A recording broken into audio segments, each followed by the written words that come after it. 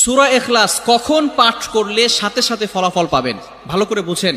সূরা ইখলাস হচ্ছে পবিত্র কোরআনুল কারীমের ভিতরে ছোট সূরাদের ভিতরে অন্যতম একটি সূরা। তবে ফজিলতের দিক থেকে সূরা ইখলাস হচ্ছে গুরুত্বপূর্ণ ফজিলত, এবং এই সূরাটা এমন একটা সময় আল্লাহ পাক রব্বুল আলামিন নাজিল করে দিয়েছেন যখন আল্লাহ রাসূল সাল্লাল্লাহু আলাইহি ওয়াসাল্লাম দ্বীনের প্রচার করতে লাগলেন। এমন সময় আল্লাহ পাক রব্বুল আলামিন এক আল্লাহর দাওয়াত দিতে লাগলেন। তখন কাফেররা আল্লাহ রাসূল সাল্লাল্লাহু আলাইহি সাল্লামকে কোশ্চেন করলো যে, মুহাম্মদ, তুমি তো এক আল্লাহর দাওয়াত দাও, আমরা তো কোটি কোটি দেবতার পূজা করি, তারা আমাদের সমস্যার সমাধান করতে পারে না।